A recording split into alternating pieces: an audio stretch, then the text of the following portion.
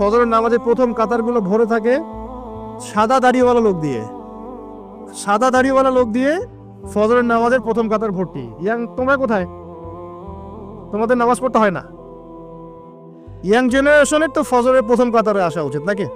বৃদ্ধ মানুষ আসতে পারে না, লিফট দিয়ে নামছে, সিঁড়ি দিয়ে নামছে, লাঠি নিয়ে হেঁটে হেঁটে হেঁটে এসে ফজরের নামাজ পড়তে আসছে। কারণ জীবনের একটা পর্যায়ে তার মনে হয়েছে যে জীবন শেষ, জীবনটা তো শেষ হয়ে গেল, জীবনটা তো শেষ, 60 বছর চলে গেল। এখন তার রিয়েলাইজেশন হয়েছে না আমাকে নামাজ পড়তে হবে। দেখেন মসজিদের ভর্তি প্রথম দ্বিতীয় কাতার সব লাল দাড়িওয়ালা সাদা দাড়িওয়ালা, ইয়াং জেনারেশন নাই।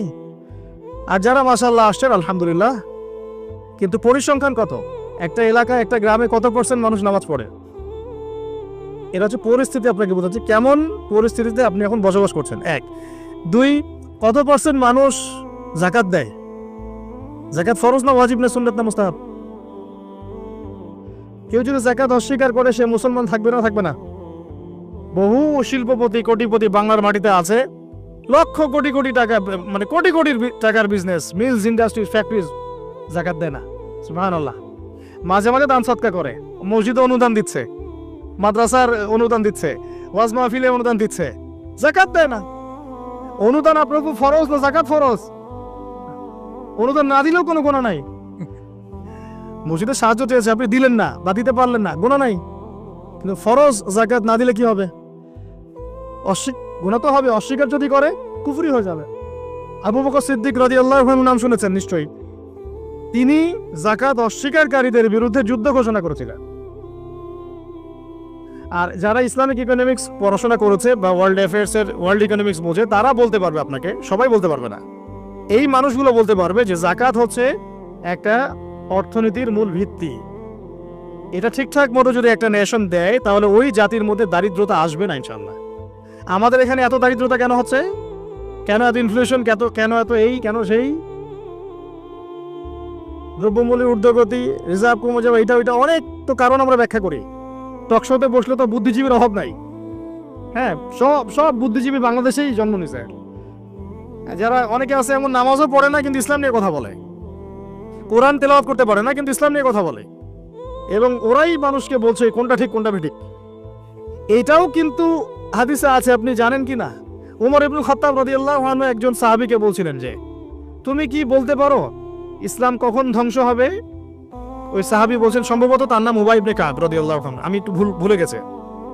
সেই সাহাবী বলছেন, ইয়া আমিরুল মুমিনিন, আপনিই বলেন ইসলাম কখন ধ্বংস হবে, আমি তো বলতে পারি না। তখন তিনি বলছেন,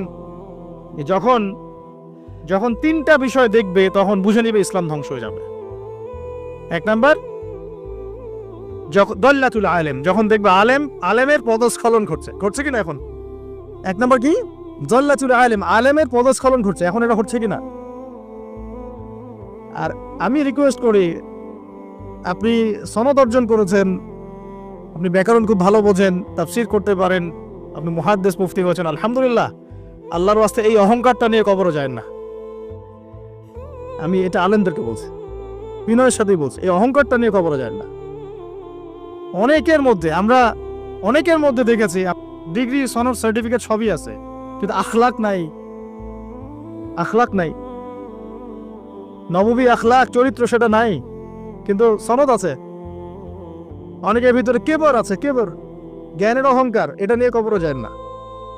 অনেকের মধ্যে আছে হিংসা, এটা তো অনলাইন খুললেই বুঝতে পারেন। যে ভাষায় একজন আলেম আরেকজনকে গালিগালাজ করতেছে অনলাইনে, এটা কোনো মুনাফিকেরও ভাষা হতে পারে না। এই ভাষায় মুনাফিকরা একে অপরকে গালিগালাজ করে না। এখন এমন ভাষায় আমরা গালিগালাজ করছি একজন আরেকজনকে অনলাইনে। খেয়াল করে দেখেন, এগুলো দেখে কি সাধারণ মানুষ আমাদেরকে ভালো বলবে মনে করেছেন? বরং সাধারণ মানুষের ইসলাম সম্পর্কে বিরূপ ধারণা সৃষ্টি হয়। আর কিছু মানুষ আছেন উলামা ইকরামদের মধ্যে আল্লাহর ওলি, একদম আল্লাহর ওলি, তারা নাই এসব ফিতনা আছে না ফাসাদের মধ্যে, তারা আছেন বলেই দিন টিকে আছে। তাদেরকে খুঁজে পাওয়া একটা চ্যালেঞ্জ, কি একটা চ্যালেঞ্জ। আল্লাহ পাক যেন মিলিয়ে দেন, আমিন। তো যেটা বলছিলাম, 1 নাম্বার ইসলাম ধ্বংসের কারণ হবে, উমর রাদিয়াল্লাহু আনহু বলছেন, দল্লাতুল আলেম, আলেমের পদস্খলন। 2 ওয়াল আইম্মাতুল মুদিল্লিন, শাসক বর্গের পদস্খলন, পদভ্রষ্ট শাসক। এটা সারা বিশ্বে আছে না এখন। দেশে দেশে, উপমহাদেশে উপমহাদেশে, জেলায় জেলায়, গ্রামে গ্রামে পথভ্রষ্ট শাসক দিয়ে ভর্তি হয়ে গেছে এখন। শাসন কার্য চালানোর অধিকার আপনার কোথায় যখন আপনি নামাজই পড়ছেন না? উমর রাদিয়াল্লাহু আনহু শাসক ছিলেন না? উমর ইবনুল খাত্তাব শাসক ছিলেন কিনা? তো তিনি নামাজ পড়তেন না? তা আপনাকে জানাজার নামাজেই প্রথম দেখা যায় কেন? এর আগে কোথাও দেখা যায় না, পরেও দেখা যায় না কেন? সুবহানাল্লাহ। উমর ইবনুল খাত্তাব রাদিয়াল্লাহু আনহু কি ইমামতি করতে পারতেন না? পারতেন কিনা? ইমামতি করা অবস্থাতেই তো তাকে শহীদ করা হয়েছে, তাই না? তাহলে আপনি ইমামতি করতে পারেন না কেন? কে আপনার মাথায় বুঝ দিল যে ধর্ম এক জিনিস, রাজনীতি এক জিনিস? সুবহানাল্লাহ। কেন একজন পলিটিক্যাল নেতা সে কোরআন তেলাওয়াত করতে পারবে না? সে ইমামতি করতে পারবে না? ধর্ম কি?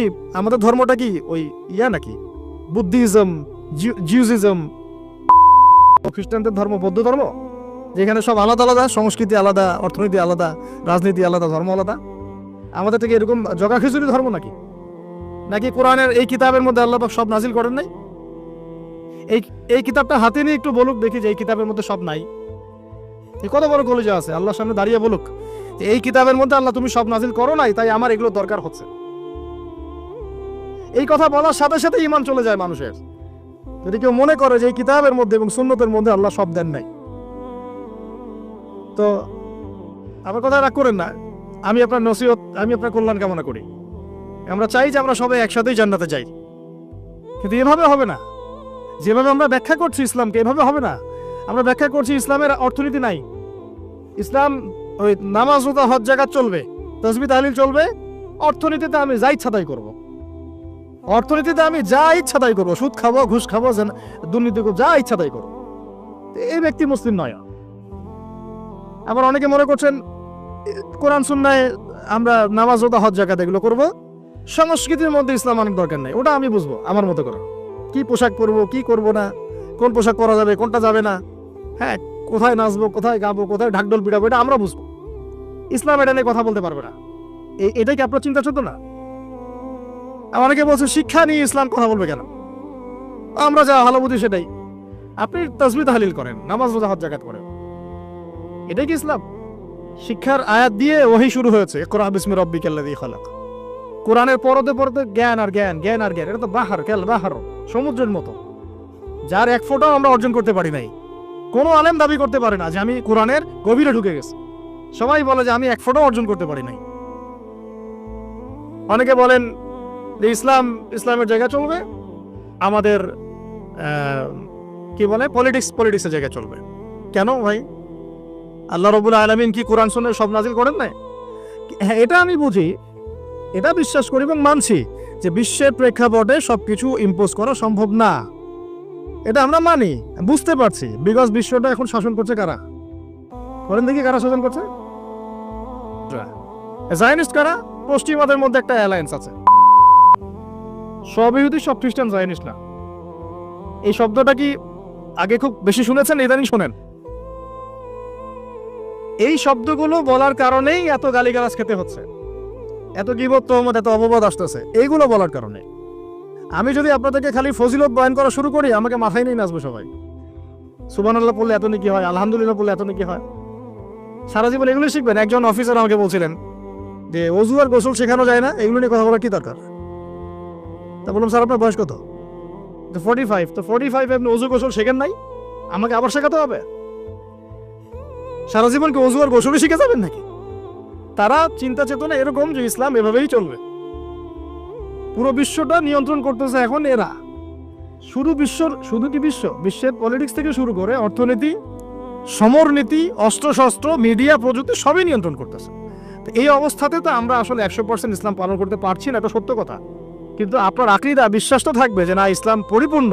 এখন পারছি না, ইনশাল্লাহ চেষ্টা চালিয়ে যাব। আজকে পারতেছি না, 100 বছর পরে পারবো ইনশাল্লাহ, এরকম তো চেতনা থাকতে পারে নাকি? আর যদি গা ঢিলা দিয়ে দিই, আরে এখন আর সম্ভব না, এখন ইসলাম শুধু আমি নামাজই পড়বো, আর কিছু করার নাই, আমার কিছু বলাও যাবে না, জনমত তৈরি করা যাবে না, তাহলে তো আর কিছু হলো না। বিগত 100 বছরে আমাদের এই অবস্থা হয়েছে। এটাকে আমরা বলি, আমরা ওয়ার্ল্ড অ্যাফেয়ার্সের ভাষায় বলি যে মনস্তাত্ত্বিক পরাজয়। কি এটা? মনস্তাত্ত্বিক পরাজয়। আমরা হেরে গেছি, মনস্তাত্ত্বিকভাবে হেরে গেছি। তো তো ইনশাআল্লাহ আল্লাহ পাক আমরা যদি সফল নাও হই, আল্লাহ পাক ইনশাআল্লাহ এমন জেনারেশন নিয়ে আসবেন যারা সফল হবে। আপনি শুনে রাখা উচিত যে পরিস্থিতি কেমন এবং সমাধানের পথ কি। আমরা করতে না পারি আমাদের বাচ্চারা করবে, না হলে তাদের বাচ্চারা করবে।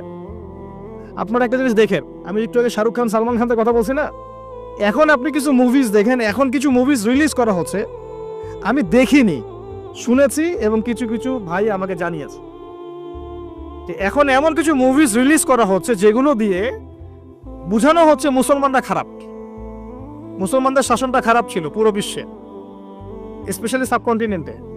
তারা বোঝাতে যাচ্ছে, ওদের জেনারেশনকে তারা শিক্ষা দিতে যাচ্ছে মুসলমানরা যারা সারা বিশ্ব শাসন করেছিল, মোগলরা, আফগানরা, হ্যাঁ, টার্কিশরা ইত্যাদি ইত্যাদি, এরা ভালো ছিল না, এদের সময়ে মানুষ জুলুমের শিকার হয়েছে। এখন যেখানে মুসলমান পাবা ওদেরকে ডমিনেট করবা এবং তোমরা এদের বিরুদ্ধে তোমাদের আন্দোলন চালিয়ে যাবে। এটা কিন্তু ওরা শেখাচ্ছে মুভির মাধ্যমে। এখন এমন মুভিজ বের করতেছে ওরা দিন দিন, আপনারা জানেন এগুলো, হয়তো আপনারা ঘাটাঘাটি করলে আপনারা পাবেন চোখের সামনে। আমার কাছে তথ্য আসছে, আমি খালি বলবো।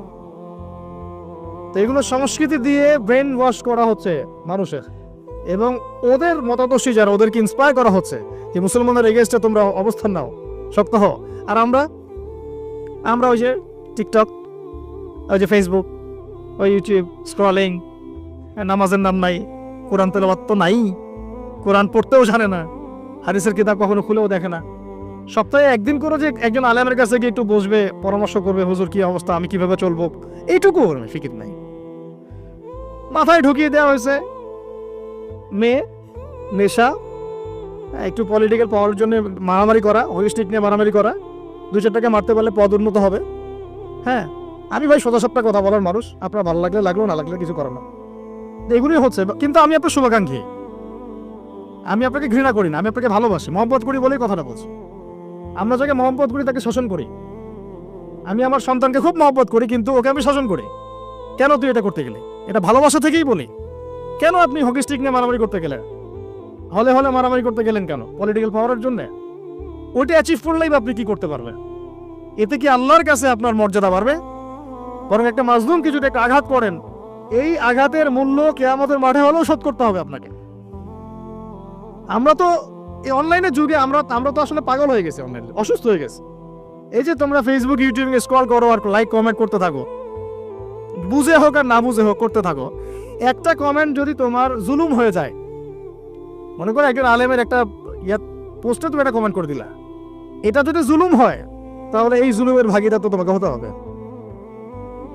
মনে করো একজন শায়েখ এসে বলল, আচ্ছা আমার নাম নিয়ে বলি যে আবু দা আদনান এই এক্স এই করছে আর কি, হ্যাঁ, বাম হাতে কোরআন নিছে, অনেক কথাই তো বলছে, বাম হাতে কোরআন নিছে, জান্নাতের ঘ্রাণ পাইছে, ঠিক আছে, তারপরে আর কি খারেজি হয়ে গেছে, হ্যাঁ, তারপরে আর কি মনে থাকে না, হ্যাঁ, ও কি আমি দাঁড়াই না ইত্যাদি। তো এখন মনে করো কন্টেন্ট বানায় ছাড়ে দিছে অনলাইনে, তুমি বুঝে হোক না বুঝে হোক লাইক করলা, শেয়ার করলা, কমেন্ট করলা এবং আমার এগেনস্টেই করলা, আমার অপোজিশনই করলা। এখন আমি যদি মাজলুম হয়ে থাকি, তুমি এখন কিভাবে পার পাবা? আমি যদি সঠিক হই আর তুমি যদি ভুল হয়ে থাকো, তাহলে কিয়ামতের মাঠে কিভাবে তুমি পার পাবা? একটা এক্সাম্পল দিলে বুঝবেন। একজন আলেম একদিন বলেছিল, স্টেজে উঠে বলছে, দেখলাম, জানি না কোথায় পড়াশোনা করে আসছে, আল্লাহ ভালো জানেন, বইপত্র পড়লে আখলাক অর্জন হয় না ভাই। খালি বইপত্র পড়লে আখলাক অর্জন হয় না, আখলাক অর্জন হয় আল্লাহওয়ালা মানুষের সোহবতে। হয়তো বা সোহবত পায় নাই, এই জন্য আখলাক নাই। স্টেজে উঠে বলছে যে এর আগে যে বক্তব্য দিয়ে গেল, সে অমুক জায়গায়, একটা জায়গার নাম বললো, সংগত করে নামটা বলছি না, অমুক জায়গায় তার বন্ধুর মায়ের সাথে জেনা করেছে। আমার কথা বললো, বন্ধুর মায়ের সাথে জেনা করেছে, আমার ব্যাপারে বললো এই কথাটা। এখন এই কথাটা অনলাইনে সে ছড়িয়ে দিল সবার সামনে। এখন যদি 1 লক্ষ মানুষ এটা দেখে থাকে, শুনে থাকে, তাহলে এই 1 লক্ষ মানুষের গুনাহ আর এই অপবাদ আর এই গীবতের ঋণ সে কিভাবে শোধ করতে পারবে? এটা কি সম্ভব? এই কথাটাকে ফিরে নেওয়া সম্ভব? আর এই হলো অনলাইন। একটা এক্সাম্পল দিয়ে বোঝালাম, আমার ক্ষেত্রে বোঝালাম, আপনার যেন বুঝতে সুবিধা হয়। অতএব খুব সাবধান, এখানে বিচরণ লিমিটেড পরিসরে করবেন, যতটুকু করলাম নিয়ে বের হয়ে চলে আসবেন। এর মধ্যে যদি বিচরণ করতে থাকেন আপনি ঘন্টার পর ঘন্টা এবং বুঝে না বুঝে এই কাজগুলো করতে থাকেন, গীবতের, তোহমতের, অপবাদের এত এত গুনার পাহাড় ঘাড়ে আসবে যেটা আপনি আর শোধ করতে পারবেন না। একটা গুনাহ যদি মানুষের সাথে সম্পৃক্ত হয়, ওই ঋণ শোধ না করা পর্যন্ত জান্নাতি ব্যক্তি জান্নাতে ঢুকতে পারবে না। মনে করেন আমাদের ভাই আব্দুল্লাহর জান্নাতের ফয়সালা হয়ে গেছে, কথার কথা মনে করেন, কিন্তু ভাই কাউকে গালি দিয়েছিল, কাউকে অপবাদ দিয়েছিল, কারো কাছ থেকে টাকা পয়সা নিয়েছে, দেয় নেই ফেরত, বা ইত্যাদি ইত্যাদি ইত্যাদি। মানুষের সাথে সম্পৃক্ত কোনো হক আছে, মানুষের সাথে সম্পৃক্ত কোনো হক আছে। জান্নাতে যাওয়ার আগেই একটা জায়গায় দাঁড় করিয়ে দেওয়া হবে, দাঁড়াও এখানে, ফয়সালা তো হয়ে গেছে, তাহলে এখন দাঁড়াও। কেন? ফেরেশতাদেরকে দিয়ে বলানো হবে যে অমুকের এই ঋণ বাকি আছে, অমুকের এই গালির ঋণ বাকি আছে, অমুককে তুমি বাজে কথা বলছিলে এটা বাকি আছে, অমুক কি অপবাদ দিয়েছিল এটা বাকি আছে। সবাই এখন সামনে আসা শুরু করবে একে একে। বেচারার কিন্তু আমল অনেক ছিল, একদম উহুদ পাহাড়ের সমান নেকি নিয়ে এসে উঠছে। এবার ওখানে কি শোধ করার কোনো সুযোগ আছে? কোনো সুযোগ আছে? ব্যাস, এবার আল্লাহ পাক বলবেন এর আমল নামা থেকে নেকি দিয়ে দিয়ে এই ঋণগুলো শোধ করে দাও। ওই ব্যক্তির আমল নামা থেকে নেকি দেওয়া হবে, যাকে গালি দিয়েছে ওকে, যার গীবত করেছে ওকে, যাকে তহমত দিয়েছে ওকে, যাকে অপবাদ দিয়েছে সবাইকে নেকি দেওয়া হবে। দিতে দিতে দিতে নেকি শেষ যদি হয়ে যায়, তখন না, নেকি শেষ হয়ে গেলে ওদের গুনাহ আবার এর ঘাড়ে চাপানো হবে। আল্লাহ রাব্বুল আলামিনের বিচার একদম সূক্ষ্ম। আল্লাহ পাক কিন্তু গফুর রহিম, একই সাথে শাদীদুল ইকাব। আল্লাহ পাক পরম করুণাময়, অসীম দয়ালু, আবার কঠিন শাস্তিদাতাও বটে। আল্লাহ পাক কারো প্রতি জুলুম করেন না, এক জাররা পরিমাণ জুলুম হবে না। অন্য হাদিসে আসছে একটা শিংওয়ালা ছাগল দুনিয়াতে একটা শিং ছাড়া ছাগলকে গুতা দিয়েছিল। আমার শিং আছে, ওই যে পাওয়ার আছে আমার, দিলাম তোকে গুতা। এটাই তো কাজ দুনিয়ার, যার কাছে পাওয়ার আছে, আমার কাছে পাওয়ার আছে, নে তোকে গুতা দিলাম। ওই ছাগল ওই কাজ করছে। আল্লাহ পাক কিয়ামতের মাঠে ওই শিংহীন ছাগলকে শিং দিয়ে বলবেন এবার একে গুতা দিয়ে পরিশোধ করো। হিসাব এতটুকুই, এরপরে ওরা মাটি হয়ে যাবে, জান্নাতও নাই জাহান্নামও নাই। ওরা তো বেঁচে গেল, ও তো বেঁচে গেল, নাকি গুতা খেয়ে বেঁচে গেল। এবার এই ব্যক্তি সমস্ত আমল নামার গুনাহগুলো এবারে ঘাড়ে চাপানো হবে। তখন দেখা যাবে শুরুতে অনেক নেকি নিয়ে উঠেছিল, কিন্তু পরে এই ব্যক্তি জাহান্নামে চলে গেল, ওরা জান্নাতে চলে গেল। আমরা কি এটা চাই? ভাই আল্লাহর সাথে যত পাপী থাকে থাক, এটা একটা সেজদায় মাফ হতে পারে ইনশাআল্লাহ।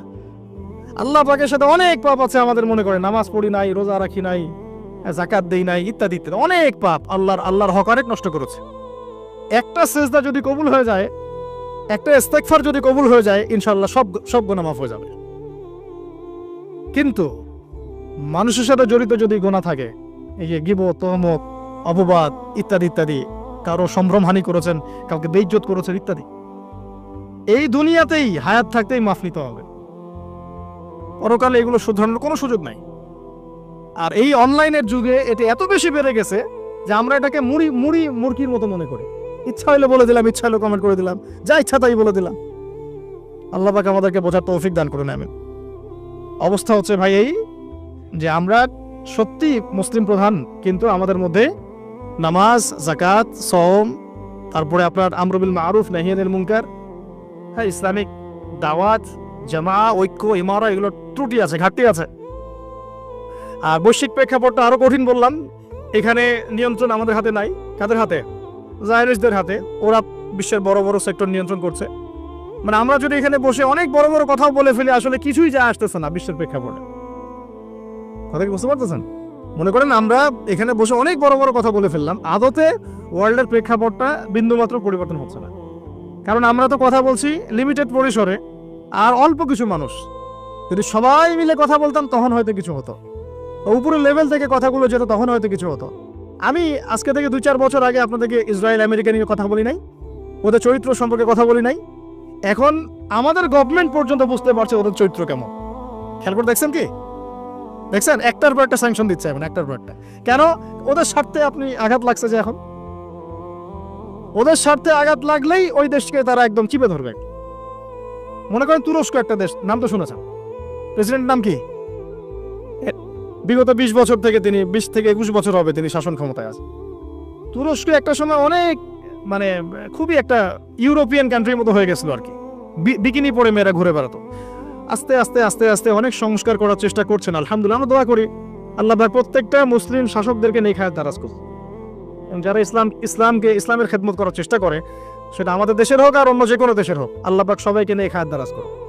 তাদেরকে আল্লাহ পাক দীর্ঘজীবী করুন, ইসলামের খেদমত করার তৌফিক দান করুন। আমরা দোয়া করব। তো এখন আস্তে আস্তে অবস্থাকে অনেক ভালো একটা জায়গায় আনার চেষ্টা করছিলেন উনি। যখনই দেখলো তারা যে তিনি ইসলাম কেন্দ্রিক কাজ করছেন, ইসলামকে প্রমোট করছেন, আলেমুল আমাদেরকে মানে প্রমোট করছেন, মসজিদ মাদ্রাসাকে প্রমোট করছেন। একসময় তুরস্কে আজান বন্ধ হয়ে গেছিল, ইতিহাস পড়ে দেখেন, আজান দেওয়া বন্ধ ছিল। ওই জায়গা থেকে এখন তিনি এই জায়গায় নিয়ে আসছেন। একসময় মালয়েশিয়ার অবস্থা তো ভালো ছিল না, খুবই দারিদ্রতা ছিল। এখন মাশাআল্লাহ দেখেন গিয়ে কি অবস্থা। এখন ইকোনমিক অবস্থা অনেক শক্তিশালী, তাদের অনেক শক্তিশালী। তো এগুলো হয়েছে আল্লাহ পাকের বরকতে, রহমতে। যখন আপনি ইসলাম নিয়ে কাজ করবেন, আল্লাহ পাকের রহমতের দরজা খুলে দেবেন ইনশাআল্লাহ। এটা আমাদের ক্ষেত্রে হতে পারতো। আল্লাহ পাক আমাদের নেতৃস্থানীয় ব্যক্তিদেরকে হেদায়েত দান করুন, দোয়া করে বোঝার তৌফিক দান করুন এবং সাহস দান করুন। এখন দেখেন, যখনই তারা ইসলাম নিয়ে কথা বলা শুরু করলেন, বড় বড় কান্ট্রির নেতারা তাদের অর্থনীতির উপরে নিষেধাজ্ঞা আরোপ করে দিল। খেয়াল করে দেখছেন, লিরার মান কমে গেল। ইন্দোনেশিয়ার কি জানি ওদের, ইন্দোনেশিয়ার রুপি ভুলে গেলাম, ওটার মান কমে গেল। এই যে কয়দিন আগে পাকিস্তানের একজন প্রেসিডেন্ট ছিলেন, ইমরান খান, নাম তো মনে আছে। আমি পারভেজ মোশাররফের কথা বলছি না। পারভেজ মোশাররফের সময় পাকিস্তানের ভূমি ব্যবহার করে আমেরিকা চালিয়েছে আফগানিস্তানে, মনে আছে? ওরা এরকম পলিটিক্স করে, কোন একটা জায়গায় যদি আক্রমণ করতে হয় তার পাশে আগে পরিস্থিতি তৈরি করে, পরিবেশ তৈরি করে। আগে পারভেজ মোশাররফকে ক্ষমতায় বসিয়েছে, তারপরে ওই জায়গাটা দখল করে ওইখানে বেস ক্যাম্প স্থাপন করে আফগান থেকে বোম মারা শুরু করেছে। সেই আফগান কি পড়ে গেছে? এখনকার রিপোর্ট দেখেন, এই চলতি সিজনে সবচেয়ে টাকার মান এখন ওদের বেশি। টাকার মান অন্যদের কমছে, কিন্তু ওদেরটা কমে নাই, বেড়ে গেছে। সবচেয়ে সফল কারেন্সি বলা হচ্ছে ওদের কারেন্সিকে। কেন? এর ভিতরে ঢুকলে অনেক গভীরে ঢুকতে হবে, আমি ওদিকে যেতে চাচ্ছি না, অনেক গভীরে ঢুকতে হবে। মূল কথা হচ্ছে ইমানের কারণে, জাজবার কারণে তারা কি মাথা নত করেছিল আমেরিকার সামনে? বরং আমি শুনেছি, এটাও শোনা কথা, আমি আলেমদের কাছে শুনেছি, সেখানে প্রতি 5টা ঘরে ঘরে একজন করে শহীদ পাবেন। আপনি প্রতি 5টা ঘরে ঘরে একজন করে শহীদ পাবেন। ঘরে ঘরে দেখবেন কারো হাত নাই, কারো পা নাই। ওই যে দীর্ঘদিন বোম্বিং করেছে, এবং এগুলো নাকি তারা মানবতার কল্যাণে করেছিল, গণতন্ত্র প্রতিষ্ঠার জন্য করেছিল। পরে তাদের কাছে নাকারে চুপানি খেয়ে পালাতে হলো। ওরা যেহেতু বিশ্বের অর্থনীতি নিয়ন্ত্রণ করছে, রাষ্ট্র ক্ষমতা নিয়ন্ত্রণ, রাজনীতি নিয়ন্ত্রণ করছে, মিডিয়া নিয়ন্ত্রণ করছে, এগুলো দিয়ে তারা ওই কান্ট্রিগুলোর উপর চাপ আরোপ করতে থাকে।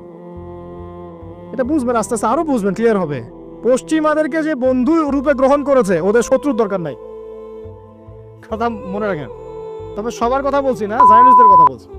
ওদেরকে যে বন্ধু রূপে গ্রহণ করেছে, ওর শত্রুর দরকার নাই। দুর্ভাগ্য, দুঃখ লাগে, এখন আরবের কিছু কান্ট্রি এটাকে বন্ধু রূপে গ্রহণ করেছে।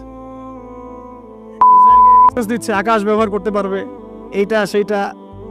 ভাই কিছু বলদরা এগুলো বোঝেন, আপনারা তো বোঝেন, অ্যাটলিস্ট যারা বিশ্ব সম্পর্কে খোঁজখবর রাখেন আপনারা তো বোঝেন। আমাদের দেশে কিছু বলদও আছে যারা এগুলো বুঝতে চায় না। তারা মনে করে এগুলো আমরা মিথ্যা কথা বলছি। ওয়ার্ল্ড অ্যাফেয়ার্স পড়াশোনা করে দেখেন, বিসিএস কোচিং করে দেখেন, জিও পলিটিক্স পড়ে দেখেন। মধ্যপ্রাচ্যের উপর ইসরায়েল এবং পশ্চিমাদের একটা চরম দাপট চলতেছে। তেল নিয়ন্ত্রণ করতেছে, মিসাইলস নিয়ন্ত্রণ করতেছে, ডলার কি এই যে পেট্রো ডলার নিয়ন্ত্রণ করতেছে, আকাশপথ ব্যবহার করতেছে। কোন কোন কান্ট্রি তো ইসরায়েলকে স্বীকৃতি দিল না কয়দিন আগে, তরোয়াল নিয়ে নাচতেছে। মাশাআল্লাহ, সুবহানাল্লাহ। যে রাসূল সাল্লাল্লাহু আলাইহি ওয়াসাল্লাম ইন্তেকালের কয়েকদিন আগে বলে গেলেন, এই যে আমার হাতে সিরাতের বই আছে, ইন্তেকালের কয়েকদিন আগে। শেষ সময় মানুষ গুরুত্বপূর্ণ নসিহত করে কিনা? শেষ সময় মানুষ যে নসিহত করে সেটা গুরুত্বপূর্ণ কিনা? ইন্তেকালের কয়েকদিন আগে নবীজি বলে গেলেন মদিনা থেকে সব ইহুদিদেরকে বের করে দিবে। কে বলে গেছেন? আর তাদের সাথে আমরা বন্ধুত্ব করতেছি এখন।